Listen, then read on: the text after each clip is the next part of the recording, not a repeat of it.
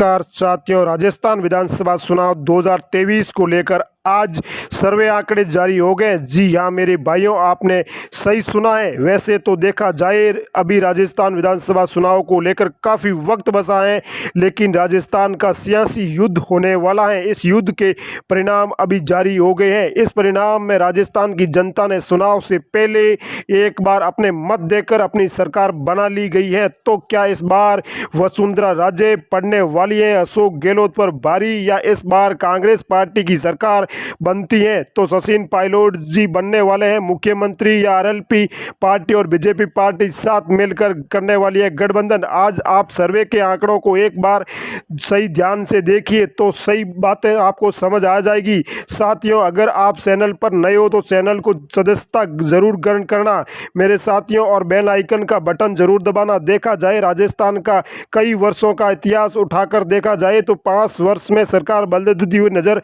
आएगी। तो क्या इस बार भी कांग्रेस से बदलकर बीजेपी पार्टी की सरकार बन जाएगी क्या? मेरे साथियों, आप भी सर्वे आंकड़े की तरफ जाकर अपना जरूर बताना, और आपको हम बता देते हैं कि आप भी अपनी राय कमेंट बॉक्स में जाकर जरूर देना। हम से ले चलते हैं पहले जिले की और उदयपुर की बात करते हैं। बीजेपी सब पर नजर है, कांग्रेस 2 पर, आरएलपी 0 पर, अन्य पार्टियां भी 0 पर नजर आती हुई दिखाई दे रही है। मेरे भाइयों, उदयपुर कुल 8 विधानसभा सीटें हैं, लेकिन उदयपुर से आगे बात करते हैं टोंक जिले की तो कुल 4 विधानसभा सीटें हैं, लेकिन बीजेपी की बात करते हैं तो 4 पर नजर आती है। कांग्रेस 0 पर है, आरएलपी भी 0 पर आ रही है। अन्य पार्टियों की बात करें तो भी वो 0 पर नजर आ रही है। लेकिन हम सिरोही जिले की बात करते हैं, कुल 3 विधानसभा सीटें हैं, लेकिन बीजेपी 2 पर है, कांग्रेस 1 पर है। आरएलपी की बात करते हैं तो 0 पर नजर आ रही है। अन्य पार्टियां भी 0 पर नजर आती हुई दिखाई दे रही है। लेकिन सिरोही की से आगे ले चलते हैं जयपुर की और 19 विधानसभा सीटें हैं, लेकिन बीजेपी की बात करते हैं तो 10 पर नजर आती हुई दिखाई दे रही है। कांग्रेस की बात करते हैं तो 7 पर नजर आ रही है, लेकिन आरएलपी की बात करते हैं तो 1 पर नजर आ रही है। अन्य पार्टियां भी 1 पर नजर आती हुई दिखाई दे रही है। मेरे भाइयों, जयपुर से हम प्रतापगढ़ की बात करते हैं, कुल 2 विधानसभा सीटें हैं, लेकिन बीजेपी 2 पर नजर है, कांग्रेस 0 पर नजर है। आरएलपी की बात करते हैं तो 0 पर नजर आती हुई दिखाई दे रही है।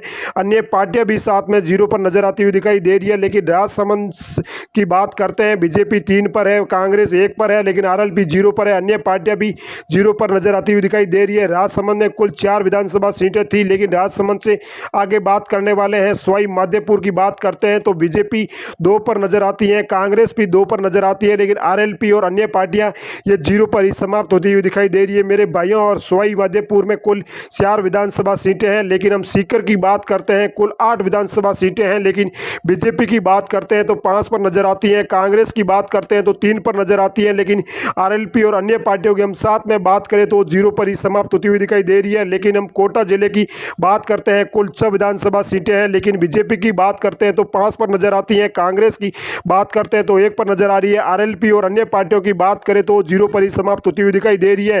लेकिन हम करौली की बात करते हैं, कुल 4 विधानसभा सीटें हैं, लेकिन बीजेपी 3 पर नजर आ रही है, कांग्रेस 1 पर नजर आ रही है, और आरएलपी और अन्य पार्टियां 0 पर ही समाप्त होती हुई दिखाई दे रही है। मेरे भाइयों, करौली से आगे ले चलते हैं मां सर्वे की तरफ। जोधपुर की बात करते हैं, कुल 10 विधानसभा सीटें हैं, लेकिन बीजेपी की बात करते हैं तो 5 पर नजर आ रही है, कांग्रेस 4 पर नजर आ रही है, आरएलपी 1 पर नजर आ रही है। अन्य पार्टियों की हम बात करें तो 0 पर ही समाप्त हो रही है। मेरे भाइयों, हम जोधपुर से आगे ले चलते हैं, आपको झुंझुनू की बात करते हैं, कुल 7 विधानसभा सीटें हैं, लेकिन बीजेपी 7 पर नजर है, लेकिन कांग्रेस की बात करते हैं तो 0 पर ही समाप्त हो रही है। आरएलपी और अन्य पार्टियां भी बात करें तो 0 पर ही समाप्त होती हुई दिखाई दे रही है। झालावाड़ की बात करते हैं, कुल 4 विधानसभा सीटें हैं, लेकिन बीजेपी 3 पर नजर आ रही है, कांग्रेस 1 पर नजर आ रही है, और आरएलपी और अन्य पार्टियों की हम बात करते हैं तो 0 पर ही समाप्त हो जाती है। मेरे भाइयों, झालावाड़ से आगे की बात करें तो 12 की बात करें, कुल 4 विधानसभा सीटें हैं, लेकिन बीजेपी 3 पर नजर है, कांग्रेस 1 पर नजर है, लेकिन आरएलपी और अन्य पार्टियों की हम बात करें तो 0 पर ही समाप्त होती हुई दिखाई दे रही है। मेरे 12 से आगे की बात करते हैं, मेरे भाइयों, बाड़मेर जिले की बात करते हैं, कुल 7 विधानसभा सीटें हैं, लेकिन बीजेपी 4 पर नजर आ रही है, कांग्रेस 2 पर नजर आ रही है, आरएलपी 1 पर नजर आ रही है। अन्य पार्टियों की हम बात करें तो 0 पर ही समाप्त होती हुई दिखाई दे रही है। मेरे भाइयों, बाड़मेर से आगे ले चलते हैं मास सर्वे की तरफ। आपको बात करें भरतपुर की तो कुल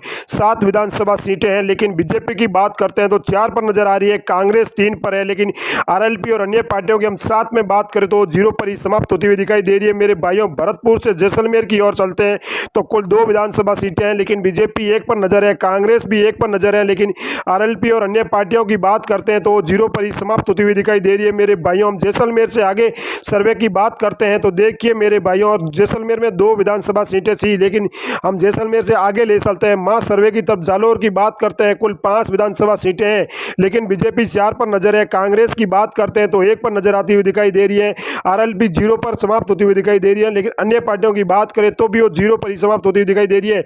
बांसवाड़ा जिले की बात करते हैं कुल 5 विधानसभा सीटें हैं, लेकिन बीजेपी 3 पर नजर आ रही है, कांग्रेस 2 पर नजर आ रही है, लेकिन आरएलपी और अन्य पार्टियों की हम बात करें साथ में तो 0 पर ही समाप्त होती हुई दिखाई दे रही है। मेरे भाइयों बांसवाड़ा से आगे ले चलते हैं अलवर की तरफ, 11 विधानसभा सीटें हैं, लेकिन बीजेपी 9 पर नजर आ रही है, कांग्रेस 2 पर नजर आ रही है, आरएलपी और अन्य पार्टियों की हम बात करते हैं तो 0 पर ही समाप्त होती हुई दिखाई दे रही है। मेरे भाइयों अलवर से आगे ले चलते हैं मास सर्वे की तरफ, अजमेर जिले की बात करते हैं कुल 8 विधानसभा सीटें हैं, लेकिन बीजेपी 4 पर नजर आ रही है, कांग्रेस 3 पर नजर आ रही है, आरएलपी 1 पर नजर आ रही है, अन्य पार्टियों की बात करें तो 0 पर ही समाप्त होती हुई दिखाई दे रही है। मेरे भाइयों अजमेर से आगे ले चलते हैं मास सर्वे की तरफ, शुरू की बात करते हैं कुल बीजेपी की 4 सीटें हैं, लेकिन कांग्रेस 1 पर नजर है, आरएलपी 1 पर नजर है, अन्य पार्टियां भी 0 पर नजर आती हुई दिखाई दे रही है। मेरे भाइयों शुरू से आगे ले चलते हैं मास सर्वे की तरफ, तक बने रहिए, आप वीडियो को अंत तक जरूर देखिए। मेरे भाइयों चित्तौड़ जिले की बात करते हैं कुल 5 विधानसभा सीटें हैं, लेकिन बीजेपी 4 पर नजर है, कांग्रेस 1 पर नजर है, आरएलपी और अन्य पार्टियों की बात करते हैं तो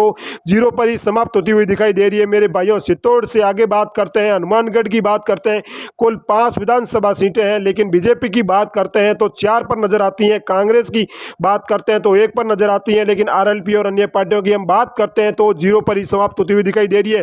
नागौर की कुल 10 विधानसभा सीटें हैं, लेकिन बीजेपी 5 पर नजर आ रही है, कांग्रेस 1 पर नजर आ रही है, लेकिन आरएलपी की बात करते हैं तो 4 पर नजर आती हुई दिखाई दे रही है। अन्य पार्टियों की बात करें तो 0 पर ही समाप्त होती हुई दिखाई दे रही है, लेकिन नागौर में कुल आरएलपी की 4 सीटें आ रही है मेरे भाइयों। लेकिन भीलवाड़ा की बात करते हैं कुल 7 विधानसभा सीटें हैं, लेकिन बीजेपी 7 पर नजर आ रही है, कांग्रेस 0 पर ही समाप्त हो रही है, और आरएलपी और अन्य पार्टियों की हम बात करें तो 0 पर ही समाप्त होती हुई दिखाई दे रही है। लेकिन बीकानेर जिले की बात करते हैं कुल 7 विधानसभा सीटें हैं, लेकिन बीजेपी 4 पर नजर आ रही है, कांग्रेस 2 पर नजर आ रही है, आरएलपी 1 पर नजर आ रही है, अन्य पार्टियों की हम बात करें तो 0 पर ही समाप्त होती हुई दिखाई दे रही है। मेरे भाइयों हम बीकानेर से आगे ले चलते हैं, बूंदी की बात करते हैं कुल 3 विधानसभा सीटें हैं, लेकिन बीजेपी 2 पर नजर आ रही है, कांग्रेस 1 पर नजर आ रही है, आरएलपी और अन्य पार्टियों की हम बात करें तो 0 पर ही समाप्त होती हुई दिखाई दे रही है। मेरे भाइयों आगे ले चलते हैं, बूंदी से गंगानगर की बात करते हैं कुल 6 विधानसभा सीटें हैं, लेकिन बीजेपी 3 पर नजर है, कांग्रेस 2 पर नजर है, आरएलपी 1 पर नजर है, लेकिन